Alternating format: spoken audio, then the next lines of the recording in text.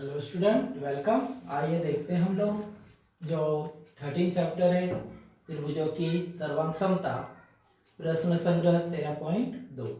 अब यहाँ पे जो उदाहरण दिया गया है कि आगे दी गई प्रत्येक जोड़ी के त्रिभुजों में जो सामान्य चिन्ह दर्शाए गए हैं उनको देखते हुए आपको, जैसे यहाँ पे एक दो, ये दो त्रिभुज है, यहाँ पे एक और एक, यहाँ से दो दो त्रिभुजों की जो जोड़ियां दी गई हैं उनको आपको क्या करना है, कौन से कसौटी के अनुसार वो सर्वांग सम है वो बताना है, प्लस इसमें आपको से जो संगत सर्वांग सम घटक है उनके भी नाम लिखने हैं।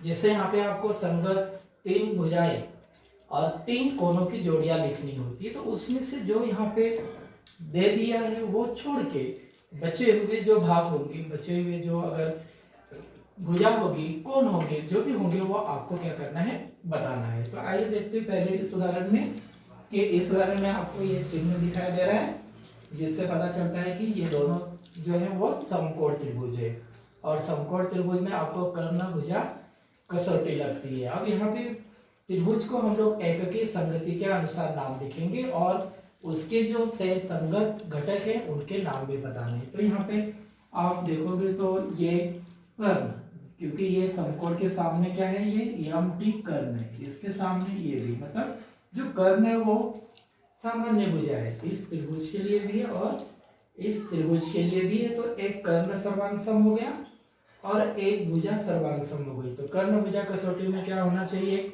कि दिए गए त्रिभुज समकोण होने चाहिए, उसके बाद उनका कर्ण सर्वांग सम होना चाहिए और एक भुजा सर्वांग सम होनी चाहिए।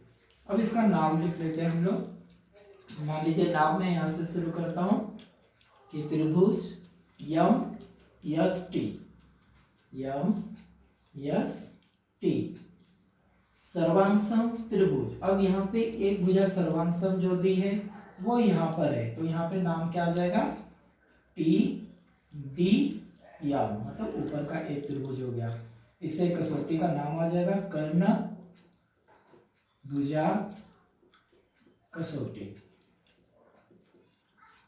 अब यहाँ पे सर्वांग सम जो शेष घटक है, शेष सर्वांग सम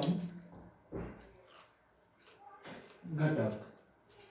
अब आप यहाँ पे पहले क्या कीजिए कि देख लीजिए, यहाँ पे ये भुजा सर्वांग सम दिखा दिया है उन्होंने, ये कर्ण दोनों में है, ये भी हो चुका है। तो यहाँ पे आपको एक ही भुजा बची, कौन सी, इस त्रिभुज की ये यष्टि और इस त्रिभुज का बीएम, और एक कोण दिखाया गया है यहाँ पे सर्वांग सम। तो यहाँ पे आपको 2 कोण क्या करने हैं, बताने हैं। मतलब यहाँ पे 3 घटक तो उन्होंने सर्वांग सम दिखा दिए गए हैं और आपको क्या करने हैं, इसमें और बचे हुए 3 घटक दिखाने हैं। तो जैसे यहाँ पे हम लोग भुजा लिख लेंगे कि रेख यष्टि सर्वांग सम रेख बीएम, ये एक भुजा हो गई। उसके बाद आपको यहाँ पे एक इस त्रिभुज का ये समकोण त्रिभुज इस समकोण के साथ सर्वांग सम है, तो आपको दिखाना है इस त्रिभुज का यस यम टी। तो यहाँ पे लिखना है कोण यस यम टी सर्वांग सम। अब ये कोण दिखा दिया तो हम लोग यहाँ पे बी टी यम कौन सा दिखाएंगे, तो कोण बी टी यम, और एक कोण दिखाना है इस त्रिभुज का ये और इस त्रिभुज का ये। तो ये कौन से बीच में आना चाहिए, नाम कैसे लिख सकते हैं आप, यम टी यस या फिर यस टी यम, कोण यस टी यम सर्वांग सम, इसका नाम हो जाएगा बी यम टी, क्योंकि ये बीच में आना चाहिए। तो आप ऐसा नाम लिखिए चाहे इस तरह से। तो यहाँ पे आ गया ये बी यम टी। तो ये हो गया कसौटी से कौन से 2 त्रिभुज सर्वांग सम है उनका नाम। उसके बाद जो यहाँ पे दिखा के हो चुके हैं बचे हुए जो भाग हैं उनको भी आपको दिखाना है। तो जैसे इस आकृति में आप देखेंगे तो ये भुजा इस भुजा को सर्वांग सम है, ये भुजा इसको सर्वांग सम है, बीच में एक शीर्षाभिमुख कोण है, क्योंकि वो ये इस तरफ बन रहा है और ये कोण इस तरफ बन रहा है। तो यहाँ पे आपको दो त्रिभुज लिखने हैं। पहले त्रिभुज पी क्यू आर, नाम लिखा हमने पी क्यू आर, सर्वांग सम त्रिभुज। अब यहाँ से पी क्यू मतलब जो हमने यहाँ पे लिखा है पी क्यू आर। अब यहाँ पे नाम शुरू करते समय हमें क्या लिखना होगा, यस टी। अब यहाँ पे ये एक भुजा सिंगल जो आ जाती है वो इधर आ जाती है, लेकिन यहाँ पे डबल है तो नाम क्या आ जाएगा इसका, टी यस आर। तो टी यस आर सर्वांग सम दिखाने के लिए त्रिभुज का कौन सा ही ऑर्डर चलेगा, लेकिन एकक ही संगति दिखाते समय आपको कौन सा जो शीर्ष बिंदु किसको है वो बताना जरूरी होता है। तो यहाँ पे आप नाम अलग प्रकार से भी लिख सकते हैं, लेकिन कसौटी का नाम आ जाए एक भुजा, ये दूसरी भुजा, और ये बीच में क्या है, शीर्षाभिमुख कोण है। यहाँ पे ये दिखाया नहीं है, लेकिन यहाँ पे हमें पता चल रहा है कि ये कौन सा कोण है, शीर्षाभिमुख कोण है। तो जिसके कारण हम यहाँ पे कसौटी का नाम लिख लेंगे भू को भू कसौटी। अब आपको ध्यान देना है कि क्या क्या इसमें कंप्लीट हो चुका है। तो एक कोण हो गया यहाँ पर और दो भुजाएं हो चुकी है। तो तीन भुजाओं में से एक भुजा बची है, क्योंकि दो भुजा यहाँ पे देखिए हो चुका है इसमें, ये भुजा इससे, ये भुजा इससे। तो बचा यहाँ पे क्या है, रेख पी क्यू सर्वांग सम रेख यस टी। अब तीनों भुजाएं हो गई। अब एक कोण हमने यहाँ पे दिखा दिया इस बीच में, इसका अर्थ है कि अभी दो कोण बचे हुए हैं, P और यहाँ पे आप ले लीजिए T। तो इसका नाम हमें कैसे लिखना है, कोण Q P R, सर्वांग सम कोण yes T R, yes T R. मतलब ये कोण इसको दिखा दिया हमने। अब ये कोण जो बचा है वो इससे सर्वांग सम दिखाने के लिए ये बीच में आना चाहिए। तो पी क्यू आर सर्वांग सम कोण T S R, T S R. तो इस तरह से ये क्या हो गए, बचे हुए जो से सर्वांग सम घटकों के नाम। इस आकृति में आप देखिए ध्यान से, तो यहाँ पे दो कोण और बीच में एक, ये बीच में नहीं, ये भुजा यहाँ इन दोनों के बाहर है। तो कसौटी याद कीजिए कि इस प्रकार की आकृति में हम लोग किस कसौटी का नाम लिखेंगे। तो यहाँ पे भुजा इन दो कोणों के बीच में नहीं है, इसका अर्थ है कि ये भुजा कोण भुजा, मतलब भुजा भू को कसौटी या फिर को भू कसौटी के साथ। अब यहाँ पे दो त्रिभुज कौन से बनेंगे, तो डी सी एच सर्वांग सम त्रिभुज डी सी एफ। कारण अगर आपको भुजा पहले लिखना है तो आप भू और दो कोण है इसलिए भू को कसौटी।